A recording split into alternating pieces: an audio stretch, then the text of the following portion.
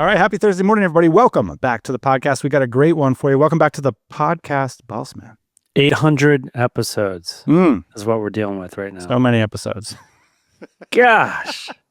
Just turn me into AI already. How about that? Just take all of the work that I've done on this show with you and let's just spit out the next 800 through AI. It's legit possible. Yeah. We're going to do a real one, though. If you stick around for this one, we're going to talk about how to get over the 300K barrier. What are the 5 elements to building a fantastic lifestyle business? We're going to even dig into what a lifestyle business is in 2025. And importantly, we're going to address some of the key debates that the community has around the concept of building a lifestyle business versus going big. So a lot to cover today. Interestingly, similar to episode number 1, we talked about lifestyle business. So it'll be interesting to see, maybe compare and contrast. Have our opinions changed? Has the landscape changed a little bit? But I think some of the principles are still in play. So first, just want to know, hey, what's going on in your life? What are you excited about right now? I know for me, I'm already thinking about Mexico and Barcelona. We've sort of booked our travel. We're looking at the event agendas every day, like with the team. And I'm already dreaming of like being in those locations with tons of listeners of this show. So I'm pretty excited for those. I'm excited as well about that. And just to clarify here, I booked your travel because everybody knows that you wouldn't book your travel until 3 days before the event. That has not changed in 800 episodes, I'm happy to say. But yes, we're headed to Mexico with a lot of DCers here in the next month. We've got basically a month and a half off from events, which I think is nice. It's a great time to be in Austin, Texas right now, riding our bikes and going to Charlie Crockett concerts at the Austin Rodeo. If this were 2009, I would like play the Charlie Crockett song right now so everybody can get down with it, but I'm concerned it would be taken down from the internet at this point. That's right. We used to do that. And then, headed to Barcelona for the summer, man. Very excited about that. That is our annual tradition. So really looking forward to an event-packed next couple of months, Dan. This is kind of a bit of a rerun, too, to 2024. And we're like on the road. Like the Lonesome Drifter, Charlie That's Crockett. right. We're on the road in 24, and it is the case again in 2025. And it's just so much fun to get to meet with so many listeners of the show and members of the DC. Yeah, the TMBA Roadshow. We still haven't quite like got an RV with like a palm tree on the side of it and cruised around, but someday. Oh, dude, I was so inspired. We were at the rodeo, and we were up on the balcony, and this big semi, this peach-colored semi rolls in. Yeah. And sure enough, on the back, it's Lonesome Drifter. Charlie Crockett is like living the dream, and also he is like the image that he portrays. Like he's such a character. Like this Peterbilt truck is like, it's fashion forward, it's chromed out. Like he didn't just like go get the new automatic semi. Like this thing, like the driver's like rowing gears in it. Like it's badass. Yeah, he got the cool truck when you pull into the gas station. And, I think this is relevant to lifestyle business because of a lot of our innate desires. We go back to our childhoods. In fact, it's a question at our events, like what's something you loved as a child that you kind of gave up on that you want to get back to? I realized recently that kids love to be outside. If you want to get a kid to stop crying, take them outside. Says something about our innate desires. You know what else I wanted when I was a kid? A big chromed out Peterbilt, ideally with my name down. So that maybe that's something we should put on our dream line. I think it could be, man. It was certainly on Charlie Crockett's dream line.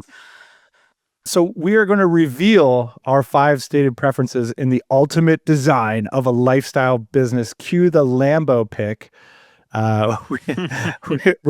We talked about this weekend. We want to talk about what we believe are like 5 pillars of a great lifestyle business design. And this is inspired by number 1, Kiri Masters, her amazing post in the DC, where she points out, and Kiri spoke at DCBKK last year about her entrepreneurial adventure. She talks about the grand goal theory. You put out this big number out there and you go get it, and like you're not fulfilled. What about that? So like we got to design for more than just this grand goal. And then, of course, she points out the passion paradox. You can't just like monetize necessarily what you love, because like you might start to hate it, or it might not even work as a business. So that can be a challenge. David Hannemeyer Hansen wrote this great article, and it's related, called The Lifestyle Business Bullshit, in which he points out that it's like a head game for us, because in the industrial world, it's like how much you work equals how much you get. And now we still have this framework when we apply it to business ownership. And we think that the people who work the hardest are always going to get the best results. Although it's tempting to believe that, right? He says you can use it on both sides. Like if you're not as successful as you want to be, you can be like, well, I'm not willing to like work that hard, and so I can't be successful. And he's like, well, that's kind of a little bit of bullshit there. And then on the other side, if you want to be successful, you can just delete everything else in your life and like make all these excuses and destroy relationships and be like, well, I'm working for this goal, so I can't possibly do anything else. And he's like, well, that's not how it works all the time. The whole point of a lifestyle business is that you can have leverage. I'm putting words in his mouth, but that you can get a lot more results from your inputs if you design well. And I think that that was Tim Ferriss's original point in the 4-Hour Work Week. He's talking about leverage. So we're not talking about necessarily how can we sit at the desk for 10 hours a day. That's not leverage. Leverage is how can we make more money by working less. That is great business design. Now, not for all businesses, but certainly for lifestyle businesses.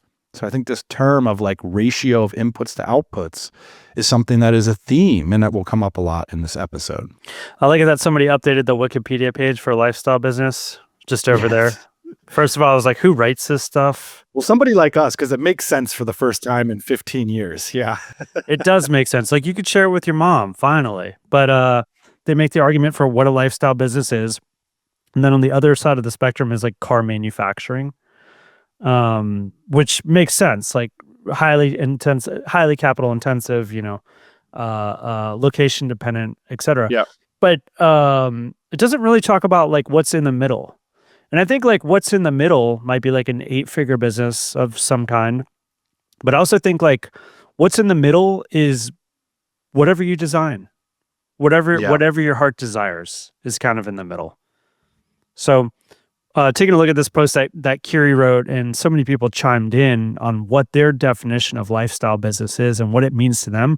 I love that like everybody can have their own idea, and we can all argue too about like who's got the best lifestyle business or who's got the best principles in their lifestyle business. Because some people, they don't want to work hard, right? But then other people do, and it's still a lifestyle business, which is cool.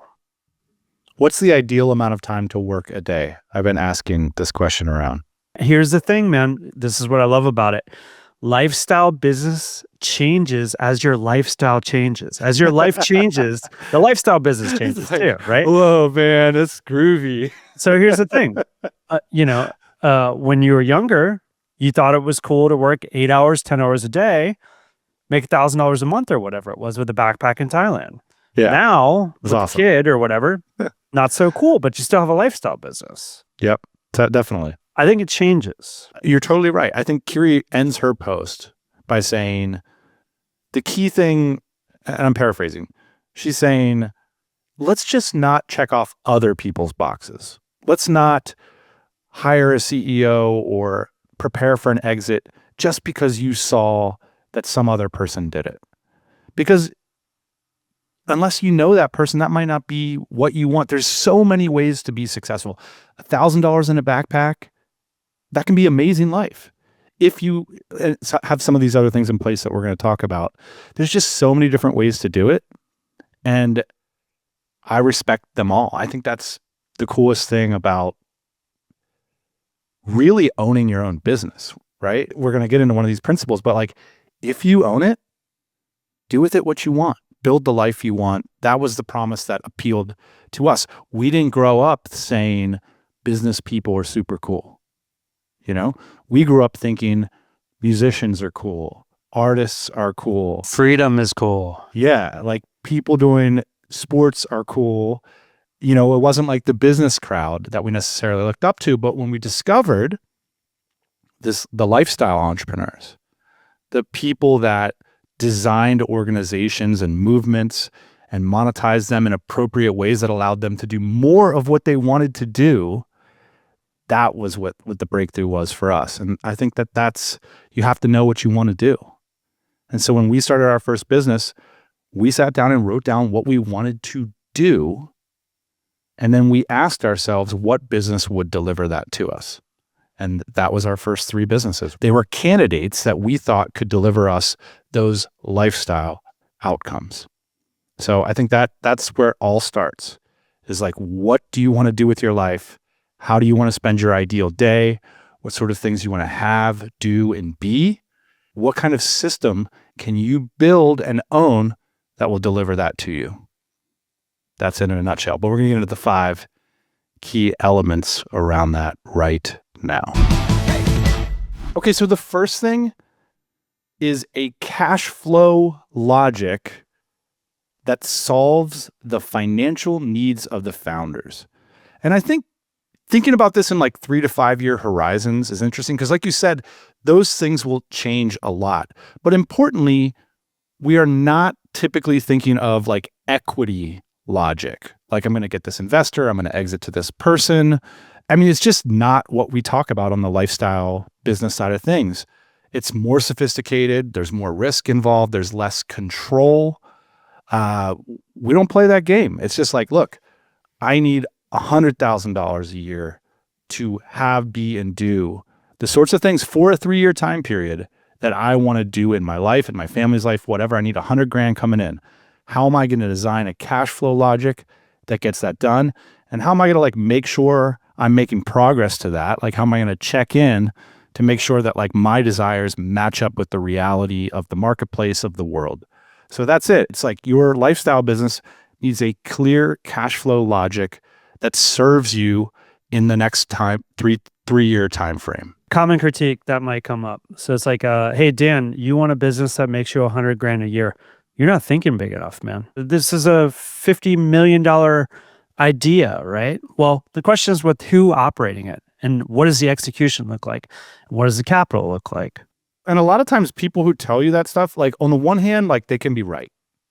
But on the other hand, sometimes they have their own agenda as to why they're telling you that. For me, making $100,000 a year from a business that I owned, and then we're going to get into these other elements where my time inputs are flexible, my location, that is thinking huge for me. Like, for you, thinking enormous. Like, are you kidding me? Like, I was so far away from being able to do that. Somebody joked in the forum that the moment you start talking about like legacy and impact, it's all over. And for me, it's like, I can't even think about these things. Like, I got to think about how to make this money from my laptop. Like, that is thinking huge. Well, that's the thing. I wanted to contextualize this. Kid that grew up in Pennsylvania, that was you. Right? Didn't have a lot of business influence. Like, that was me. This was both of us, right? So, you know, the guy like owned the auto shop down the street or whatever, like that was your version of like entrepreneurship.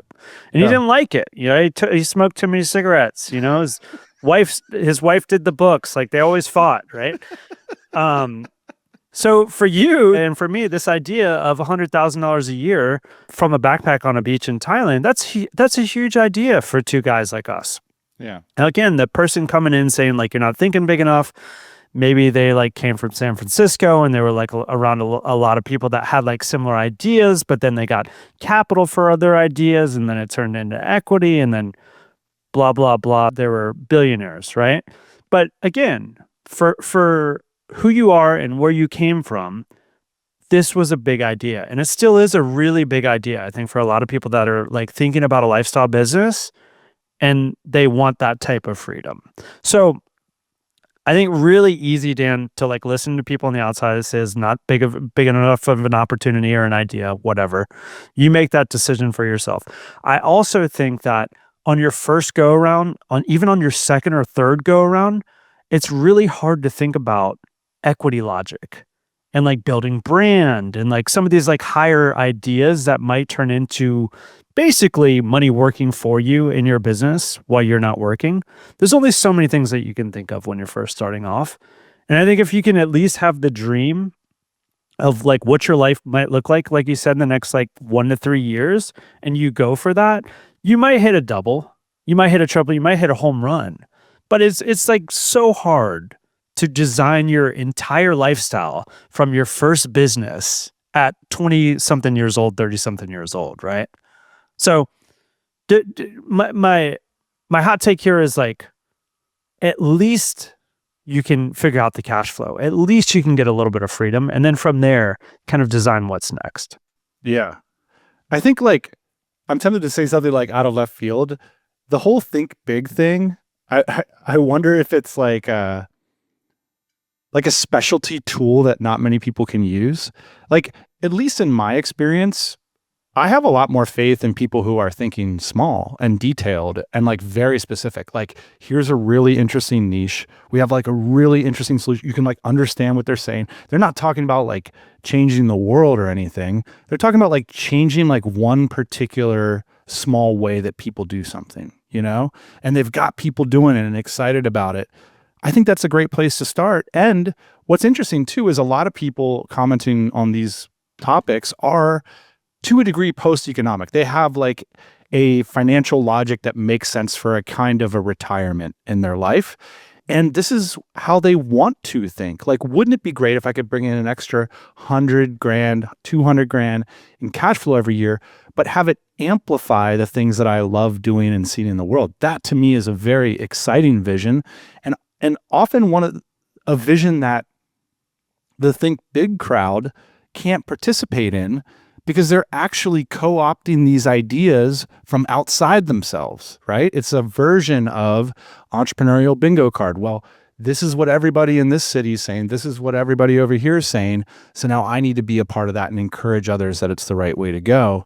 But there's a kind of a singularity or like a particularity to lifestyle business where it's like, do you think you have a paid off house in a low cost country? You have a family there, and your financial logic is like you've developed a system to bring in positive X thousands of dollars cash flow. That works for you. That's beautiful. Like, that's super cool. It like completely beats a job. You know what I mean? Like, Totally. it dunks so hard on a job. And I think that that's the magic of it, is every 3 to 5 years, you can retool, redecide what your cash flow needs are, and then design a system to deliver it. I definitely think that the equity logic here that you might be deferring as you're first starting off as a location independent lifestyle designer, whatever it is that you're trying to accomplish, I do think that equity becomes more important as you get older. So you don't want to work forever. Most people, or at least they want to have the option not to work. Right. In the early days, you're like fine working as many hours as it takes. Yeah. So you basically can build your equity 2 different ways. You can build it from working, and then hopefully it turns out to be something that you actually physically don't have to work on every day. Either it's automated, you have a team or whatever. Or you can sell the equity in the beginning, which is kind of the other side of the aisle. And then you basically have a job, or you're beholden to the equity. So I think in the lifestyle business, we would advocate for working for the equity. Hopefully it turns into equity, meaning it could just always be 1-to-1. Like, hey, I have to work in this agency or we don't make money. Fair enough. At least you have some version of your own job or your freedom there. So I think that the equity becomes more important the longer in the game you are, the older that you are, because eventually, yes, it's nice to have an asset that works for you and you don't have to work on it every day.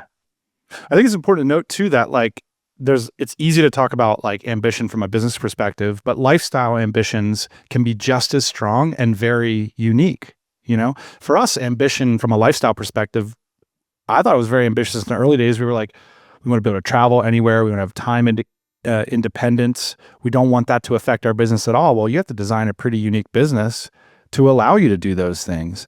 And then it was like, well, we want to save this amount of money every year so that we're outpacing the amount of money we would have made in a job. So we started to set those goals.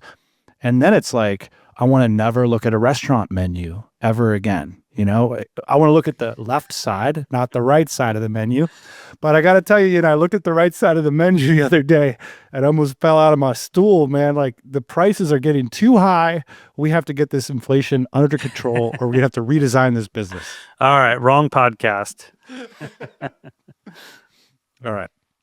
Cool. So number one, we're designing a lifestyle business must have a cash flow logic, no big payoff. Every year, a cash flow logic that solves the financial needs of the founders. And like you said, those needs will change. You got to retool it. That's why it's wonderful to revisit this conversation.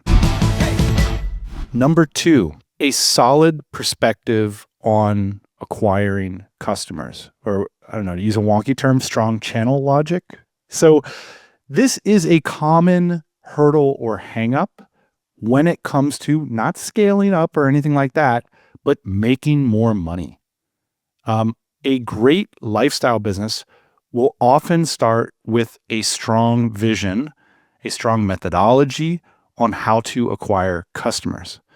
And when you don't have a reliable way to meet your customer targets, it breaks down really quickly.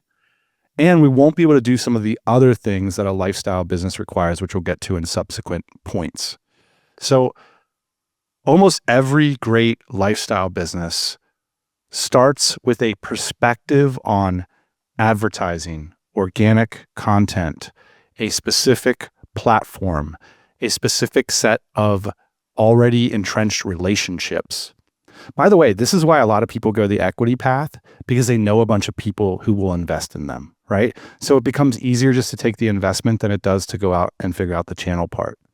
But typically what you're doing in those early days when you're, interacting with entrepreneurs for the first time, you spend your first mini retirement vacation, really you're hanging out in channels trying to figure out, well, how can I get those 100 customers or 5 customers or 10 or 1,500 that I need in the next few years to meet these financial goals? If you can't answer that question, if you don't have a strong hypothesis there, it's very hard to get the lifestyle business conversation going.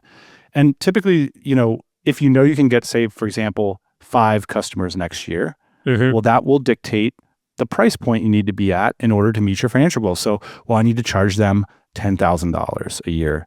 Whereas if you can get 1,500 customers, perhaps you can enter in at a different price point, which will also meet your lifestyle goals.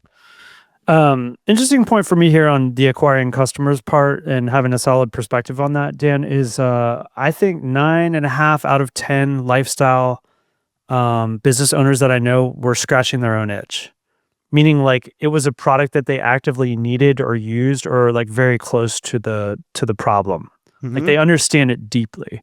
And I think when you understand your product deeply or the problem that you're solving deeply, most of the time you have a unique perspective on where these people hang out. Like where your customers are, basically. Yeah. And it can be pretty sweet when you don't. Like I often consider it like it's like a high skill set thing to do in general if you can target customers who you aren't the avatar. And we know a lot of founders who do that as well, but typically I correlate that with like a higher skill set. Like you really understand how a certain platform works or a certain type of customer behaves or like how advertising works, how YouTube works. These type of founders typically can target their non-avatar. Whereas a lot of us, and it could be a bit of a double-edged sword, but it is true. We know a lot of 8, 7 powerful, profitable 6-figure businesses. Mostly it is scratching your own itch or someone in your family. I wanted to roll a quick ad here because I just got off a call with the team at Remote First Recruiting. And the work that they're doing is incredible. The average placement for our clients at remotefirstrecruiting.com is 21 days. That means if you're hiring internationally, you could have your next amazing team member in just 3 weeks working with you to grow your business. They're telling me that lately, a lot of bootstrappers are hiring sales reps, bookkeepers, BDRs, SDRs, and customer success managers. And the primary region we're focused on, and the majority of these hires right now at Remote First Recruiting are coming from Latin America. So an incredible value, super high English skills, and people that can get integrated in your business in short order. So you don't have to take our word for it. You can check out our shout out in Rob Walling's amazing book, The SaaS Playbook, where he talks about one of the best places to go is remotefirstrecruiting.com. We've been doing this since 2020, whether it's project-based or long-term contracts. We can do permanent placements or contracting. We can work within your budget to get you the global talent that you need to take that next step forward in business. We hire for all kinds of roles, and getting started is super easy. Just book a 15-minute call with our head recruiter since 2020, Greg Valentine. He's an amazing guy. Actually been friends with Ian since forever. And it's a pleasure working with him because he knows what he's doing. He knows what bootstrappers want and need, and he can get that next team member in your business in 21 days. How incredible. You're just a 15-minute phone call away. And it's really fun to talk to Greg because he knows what he's talking about. So if you're curious to learn more, head on over to remotefirstrecruiting.com. Okay, so number 3 key element to lifestyle business. This is one that is a weird one that we came up with. But what we see in most successful lifestyle businesses is that they're actively turning away customers. Kind of wild. But when you think about a traditional business, the car shop, you bring your car, they do it.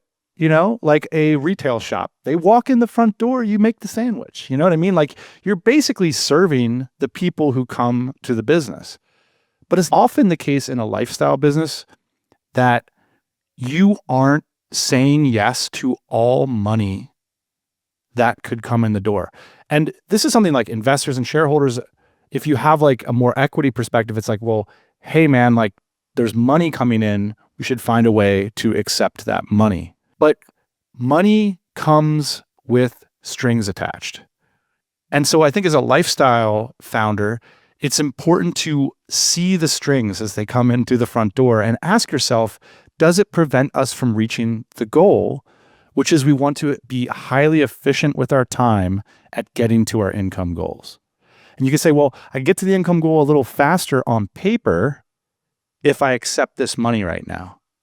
However, now I'm going to be spending a bunch of time and energy on that money, on that deliverable, versus focusing in on what I do well and what I'm willing to do, and only accepting revenue on those terms. A lot of times, this means being specialized in what you do, right? So it's like the generalist might, accept or try and accept everybody because it's like a way forward in the business and in the cash flow. But if you can specialize, if you can niche down, a lot of times you get really good at what you do, and then those people start to find you, and then you don't have to turn away business because it's within your wheelhouse. So within specialization becomes optimization, right? So Right. like your tools are sharp just for that job. Like your team is sharp just for that job. You know what your value prop is. You get efficient at it. People get to know you for it. You become the best at it. So it's like kind of the self-fulfilling prophecy. Like essentially, if you niche down and you turn away customers, like you will get the type of customers that you want and you desire, and then your business will be ultimately better for it. Yeah, I feel like a lot of lifestyle businesses, they have like this polarized approach. Like either like love your customers or you don't know who they are. Like in the case of like an affiliate business model, it's like, I don't know who's clicking this stuff, but they're clicking that. And I feel like there is this polarization of less lifestyle businesses sort of being in the middle, where it's like, oh, let's talk about how we can solve your problem. Okay, yeah, we can do this. Oh, we'll find some people to do this. Like I really remember a lot of those conversations when I was working for and with mid-market companies. We would find a way to tailor what we do around whatever that moneyed phone call wanted to have done, because that was revenue in the door. And I think in a lifestyle business, you got to say, maybe not the best fit, but down the road, there's a very nice mid-market company that you could go call for this. But learn from that call and adjust your product to be more specialized. And again, we're looking for these ratios. You're just trying to get to that income goal in the most efficient way possible. And tooling up specifically for one client who's offering a bunch of money is a suboptimal way to get there. Because like you said, you won't be specialized, you won't be optimized. It's really easy to get upset. I don't know if you've had this in your lifetime, but with like the guy that like looks at your beard and he's like, nah, I don't trim that. Or like comes to your house and like looks at the plumbing. He's like, nah, I don't do that. You're like, what are you talking about? Like the money's green. It's right here. Like I'm ready for you. It says plumber on the van. Yeah. It's the same with these lifestyle businesses. Like that's a version of that. I really respect that. Like when the person comes up and they say that they're not going to do it, because you're like, wow, you have intention in your life. Like you got something going on. Like you know what you're picking. Like you know what you're doing later this afternoon. Like maybe you are taking off for a week, right? Like maybe I can't buy whatever I want whenever I want from you. That's interesting. As a consumer, I think I recognize that. And I also recognize it like as a lifestyle business. So point number 4, the business does not suffer significantly. I'm going to add the qualifier, significantly based on your time input. Everybody's going to have to figure out what their level of salt on the steak is here. But there's been a bunch of books written about this concept of like, you know, you're going to spend a whole year getting to the point where you can take a 2-week vacation. I'm not kidding. There's a whole book around this concept.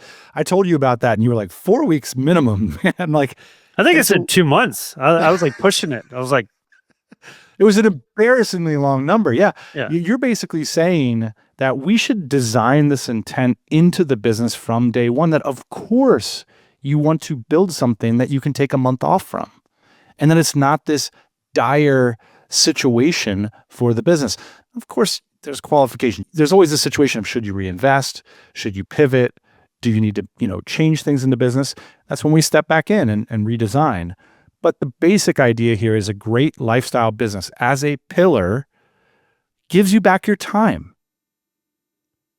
so that you can step away from the business, think about other things, pursue a full life, but importantly, not have this chronic burden of needing to pay the rent, pay the payroll, cash is king, all this kind of like business and intensity.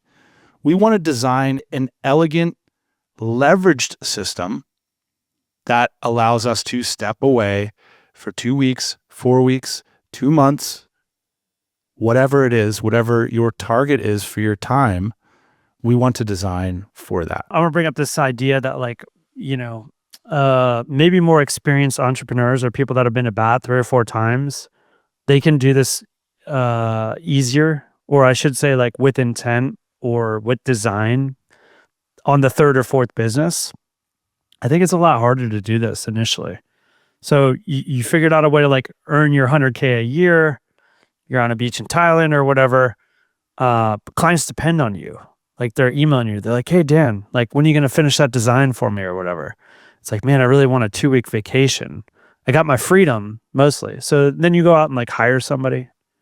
And then you make 50% less because now you're giving them half of the money. So now you got to go out and figure out a way to make more customers, but you do it. Then you get your salary back up to $100,000 and you're like got half the requests or whatever. So it takes a lot of experience, I think, to design a system in a business where you can do this, where you can step away. Experience, or it could be insight or knowledge, like, right? Like those things could be interchangeable. You could be like highly experienced, or you could know a lot about TikTok Shop. Right. So there's a lot of ways you can approach this. Like we're like systems, like scaling up traction, financial system, like understanding things like basic concepts of organizational design are enormous leverage. That's why we talk about them so much. It could be software. It could be knowledge about a particular platform, marketing channel, advertising rates. So like there's a lot of different ways that you can design this into the business. And in our case, we've focused a lot on sort of mid-scale management systems, because that's enormous leverage for, multi-million-dollar, 7-figure businesses. If you can have a team that's organized around simple systems and principles, that's enormous leverage for your time. Now, in the thread that was brought up in the DC, this kind of came up, and it was like, well, is it really a lifestyle business if you're continuing to try and scale, you're implementing like these management best practices, things like that? It's starting to sound less like a lifestyle business. Like you're reading these books, you're going to meet like Vern Harnish, like, dude, where's the lifestyle? What are you guys doing? You got like executives in your company. It doesn't sound very lifestyle to me. It's just what makes it to the podcast, Like if you would have seen me and you in Barcelona, that was pretty lifestyle, hanging out with Vern Harnish. It was pretty lifestyle. But I think here's my argument for it, is like it gets even more lifestyle the more this that you implement, because now you have an exec team, you have a team. of any kind in your business. Like you can truly step away. Like you're not the delivery, you're not the sales. You might be the CEO. Can the CEO step away? Yeah. Or the founder should be able to step away in the business. So I'd argue it's just a different level of lifestyle business, right? It's one where you have an asset working for you. It's one where, again, your time isn't required. You can take 2 weeks off or 6 months off.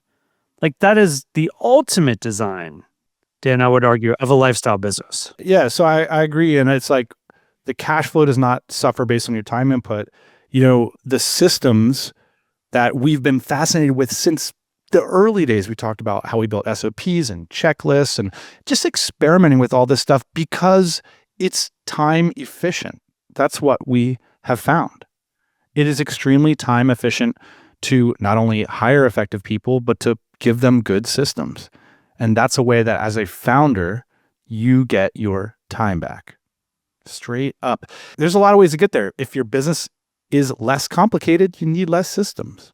Yeah. So that's a way to get leverage too. And that's why we talked about this point of turning away customers. If a customer shows up and you got to hire 3 employees and figure out how they're all going to get coordinated and stuff, just say no to the revenue and you're good to go. You know what I mean? Like, because you're going to meet your financial goals anyway. That's another way to do it. There's a lot of different ways to get to your income goals.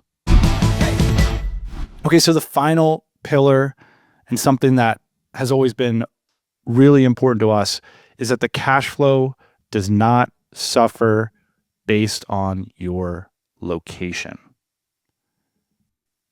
An interesting one, like all the other ones, there's tons of gray area. Your location's really important, but that's why we want to have control over it at the end of the day. So just because you made a decision to get into this business on this day, the fact that you'd have to be tied to that location for 3 to 5 years, I think that's a non-negotiable for most lifestyle entrepreneurs. Not all. And some people are like, hey, I got to be here 5 years anyway. It's all good. I want to be more involved in the local community. Cool. I'm totally into that.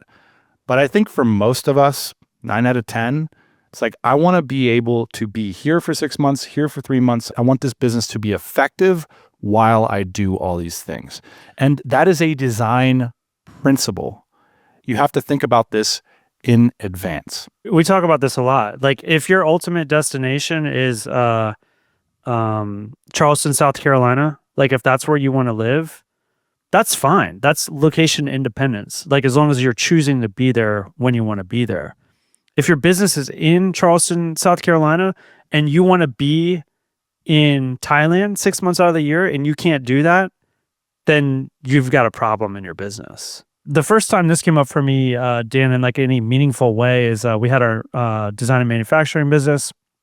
You're like, yo, I'm out of here. We're in San Diego. And I was like, oh gosh, how can we make this work? And we had this warehouse in like San Marcos or wherever it was, like outside of San Diego. And I was like, okay. I was like, Dan's out of here. I'm trying to be out of here. I was like, my goal is to not ever have to be at this warehouse. I was like, what can I do to do that? And so I found like a really good dude, like a guy that loved being at the warehouse. He was like, this is my identity. I'm a warehouse worker. I love to be here. And I was like, this is perfect. You can live in this warehouse, basically. He didn't live there, but he, it was like his domain, I was like, this is yours, man. Like, do with it what you want. I'll see you like once a year. And that's exactly what happened. Some of the best location-independent entrepreneurs I know own location-dependent businesses. So it's a design thing. And that's why you're thinking about it intentionally from the beginning, because typically you're going to have to give up a little something, but often it's not much, because what's interesting is for every deal, there's 2 sides of it. Like just because you want to be location independent, a lot of people don't want that at all. They want the exact opposite. They want something reliable that's within 20 minutes of their house because they want to be in that location. They want to make a cash flow in a convenient way. And so, what's so interesting is like, I look at these things and I say, make as much money as you need, plus expose yourself to upside, not take on a lot of risk to do it. Have a bunch of amazing customers that I either love or don't know. I'm turning away people who I don't like and don't want to do business with. My cash flow is not suffering from the amount of time I work. It's getting crazier. and my cash flow does not suffer on my location. So I can just go anywhere I want, whenever I want, if there's a plane going there. Well, guess what? What's so wild about this isn't what most people want. You know? Yeah. It's like this is very small minority of people who wants to build these things, take on all the responsibility of designing all this stuff and learning about all this. This isn't easy information to go out and figure out how customer acquisition works, to figure out how to hire people, how to manage people, how to run ads on the internet. Almost nobody wants to do this. They want to show up to the warehouse and get paid. You know? So it depends on people having different ideas about how they want to live their lives. Which is how this conversation got kicked off, this forum post inside of the DC. And, reading through that post, I just thought like, wow, how fortunate are we to be critiquing each other's businesses on how lifestyle focused they are? Like, we're all in this space where we all have these great businesses and we're all like, oh man, that doesn't seem like a lifestyle business, or that's really a lifestyle business. It's such a personal quest, man. It's such a personal idea. And that's what's so cool about it, is like all these businesses are your unique interpretation of how you want your life and your business to look.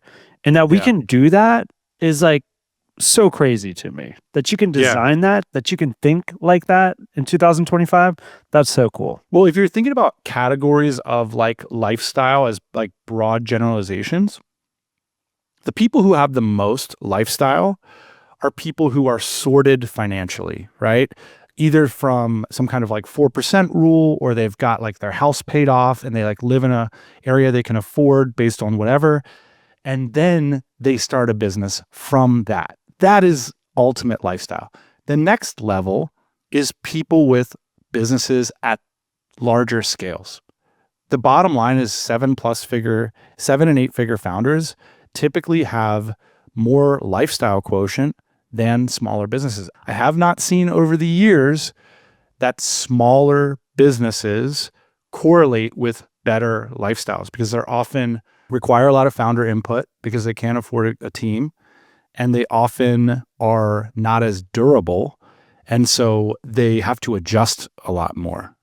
And so I do think that there is value, if your financial situation is not sorted, to scaling your business up to a level where you can meaningfully save a lot of money and invest in a good team or a good product every year. So that's why we focus a lot on that. All that said, if you don't need the money, then by all means, like, do whatever you want. Like, grow the most clever, cool thing ever.